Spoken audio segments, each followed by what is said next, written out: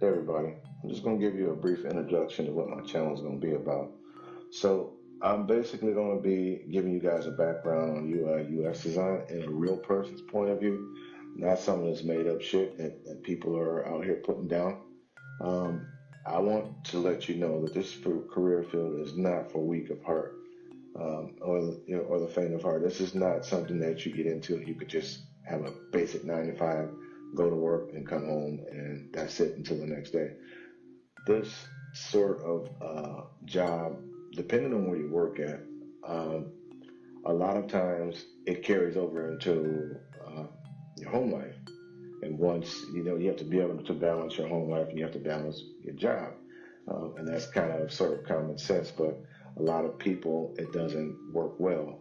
A lot of times, a lot of your job depends on public perception. People critique your work even though they're not basically in a position to critique your work.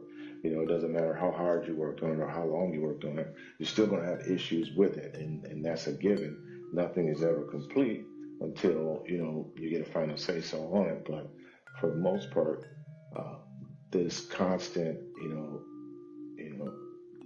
critique and on everything you do. And if you're a designer, this is what happens in these roles, and this is something that you have to set yourself up for. And talking about that, as far as like if you do land a role that is a pretty significant role, if something happens within the company where you don't have that role anymore, you're going to have to find another role somewhere. And if you don't have your portfolio updated, this is not going to be good for you. This is something that you have to constantly keep up on, no matter where you are in your career.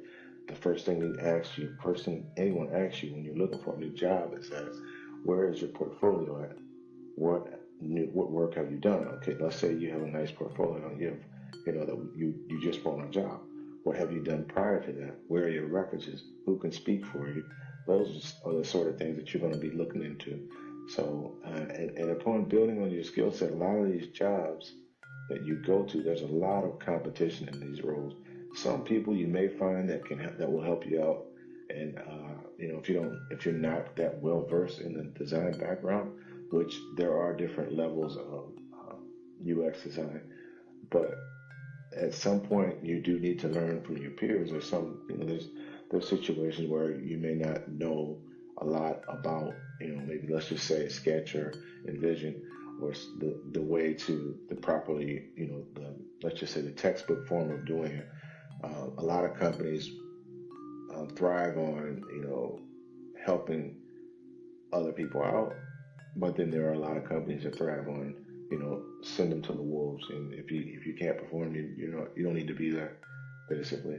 And there's team members that will, if they find something about you that they don't like, then you'll be out in the dark. So I look at design as it is something that you have within yourself, and it's you being yourself and creating from within yourself.